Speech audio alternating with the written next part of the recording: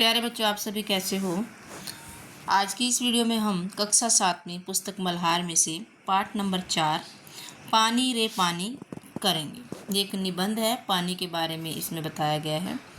तो आप इसे ध्यान से पढ़ेंगे तो ये बड़ा ही अच्छे तरीके से समझ में आएगा और हमें पानी के बारे में भी बहुत कुछ ज्ञान होगा। कहाँ से आता है हमारा पानी और फिर कहाँ चला जाता है हमारा पानी। हमने कभी इस बारे में कुछ सोचा है? सोचा तो नहीं होगा शायद, पर इस बारे में पढ़ा जरूर है। भूगोल की किताब पढ़ते समय जल चक्र जैसी बातें हमें बताई जाती हैं। एक सुंदर सा चित्र भी होता है इस पाठ के साथ। मतलब जो जल चक्र हम चैप्टर पढ़ते हैं वाटर साइकिल, उसमें चित्र भी बनाया जाता है, तो उसके बारे में यहाँ पर बात की गई है। सूरज, समुद्र, बादल, हवा, धरती और फिर बरसात की बूंदें और फिर लो बहती हुई एक नदी, उसके किनारे बसा तुम्हारा हमारा गांव या शहर। चित्र के दूसरे भाग में यदि नदी अपने चारों तरफ का पानी लेकर उसी समुद्र में मिलती दिखती है। चित्र में कुछ तीर भी बने रहते हैं। समुद्र से उठी भाप बादल बनकर पानी में बदलती है और फिर इन तीरों के सहारे जल की यात्रा एक तरफ से शुरू होकर समुद्र में वापस मिल जाती है और ये जल चक्र है जो वो पूरा हो जाता है। हमने इसको वाटर साइकिल में पढ़ा है कि जैसे समुद्र में से पानी की बूंदें उठ के भाप बन के ऊपर जाती हैं और फिर नीचे बूंदें बन बन करके बारिश के रूप में नीचे गिरती हैं।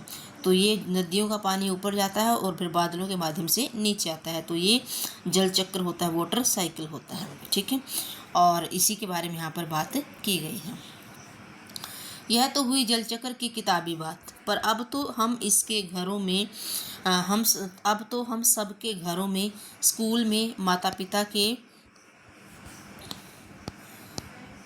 कार्यालय में, कारखानों में, खेतों में पानी का कुछ अजीब सा चक्र सामने आने लगा है।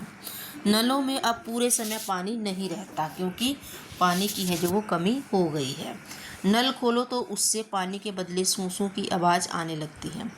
पानी आता भी है तो बेवक्त, कभी देर रात को तो कभी बहुत सवेरे। अब पानी की समस्या है जो धीरे धीरे बढ़ती जा रही है। किसी किसी गांव में तो पानी आता ही नहीं है, आता है तो बहुत कम आता है या फिर बहुत लेट आता है। तो धीरे धीरे है जो ये पानी का जो समस्या है वो बढ़ती जा रही है। मीठी नींद छोड़कर घर भर की बाल्टियाँ बर्तन घड़े भरते फिरो। मतलब रात को अगर लेट पानी आता है तो नींद को छोड़ना पड़ता है और लोगों को पानी भरना पड़ता है। पानी को लेकर कभी कभी कहीं कहीं आपस में तू मैमा भी होने लगते हैं। तू मैमा मतलब लड़ाई झगड़े भी होने लग जाते हैं। जहाँ पानी की कमी होती है वहाँ अक्सर लेडीज़ है जो आपस में लड़ती रहते हैं, मेरी बारी थी, मुझे भरना था, इस तरीके से। रोज़ रोज़ के इन झगड़े टंटों से बचने के लिए कई घरों में लोग नलों के पाइप में मोटर लगवा देते हैं। इससे कई घरों का पानी खींचकर एक ही घर में आ जाता है। सभी को पता है टुल्लू पंप जो लगाए जाते हैं, ये पानी खींचने वाले पंप, उनकी बात यहाँ पर हो रही है। यह तो अपने आसपास का हक छीनने जैसा काम है। जब मोटर नहीं थी तो सभी लोगों को इक्वल पानी मिलता था, सबके घर आता था, लेकिन अब मोटर आ गई है तो इसके कारण क्या है, एक ही मोटर सबका पानी खींच लेती है। लेकिन मजबूरी मानकर इस काम को मोहल्ले में कोई एक घर कर बैठे तो फिर कई घर यही करने लगते हैं। पानी की कमी और बढ़ जाती है। शहरों में तो अब कई चीज़ों की तरह पानी भी बिकने लगा है। हम देखते हैं ना, बोतलों में पानी अब आने लगा है और पानी है जो वो बिक रहा है। अब कहीं 30 की बोतल मिल रही है, कहीं 40 की बोतल मिल रही है।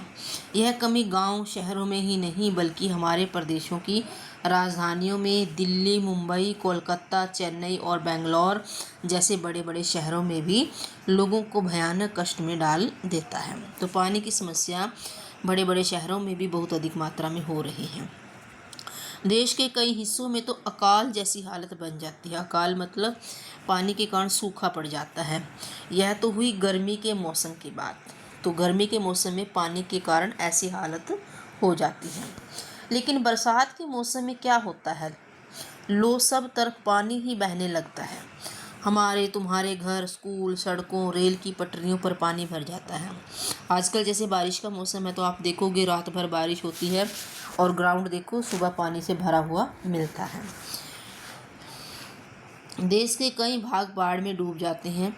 यह बाढ़ न गाँव को छोड़ती है न मुंबई जैसे बड़े शहरों को।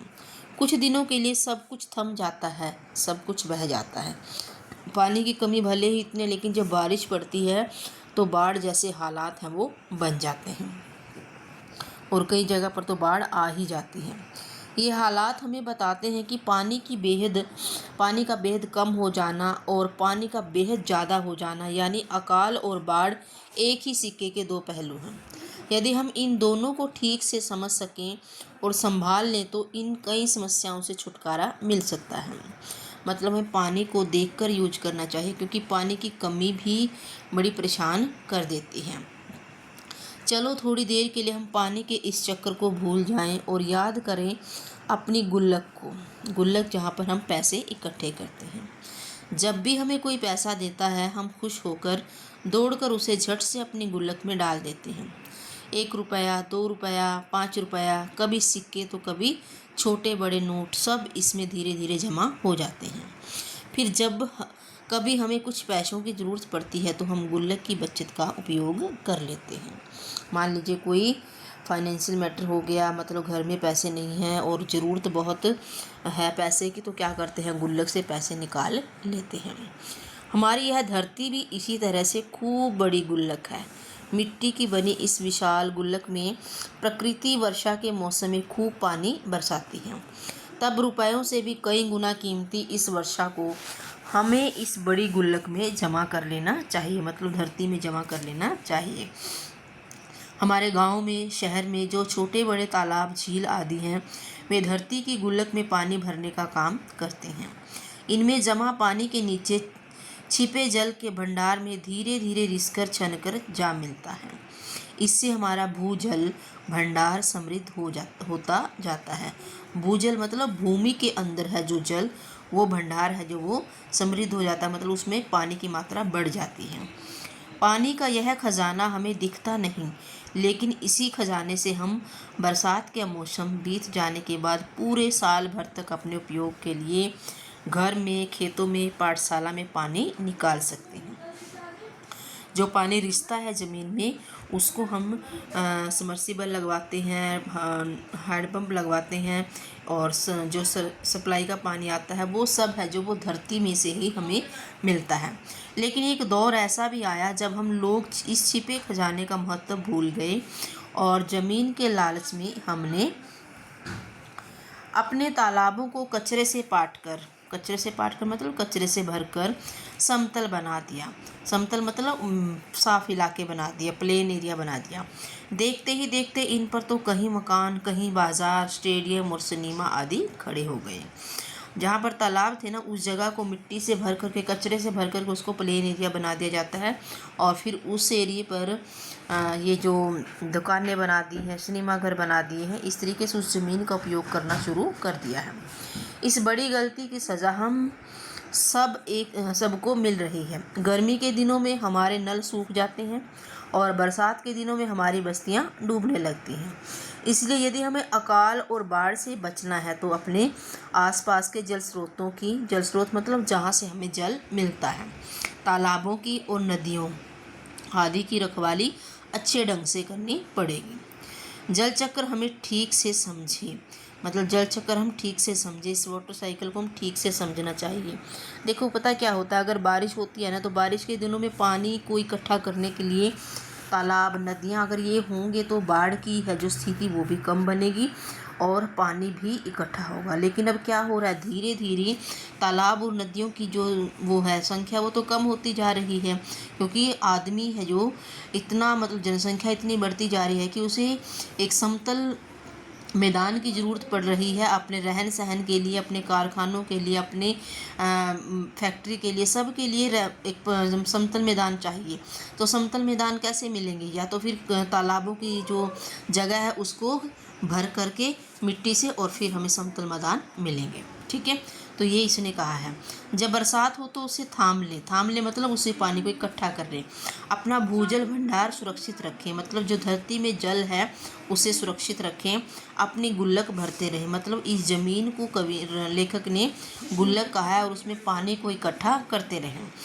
तभी हमें ज़रूरत के समय पानी की कोई कमी नहीं आएगी। यदि हमने जल चक्र का ठीक उपयोग नहीं किया तो हम पानी के चक्कर में फंसते चले जाएंगे। मतलब हमें इस पानी का सही तरीके से उपयोग करना है। जब बारिश होती है तो पानी को इकट्ठा करना होता है ताकि वो हमें फ्यूचर में काम आ सके और धरती के अंदर भी जल की मात्रा है वो अधिक बढ़ सके।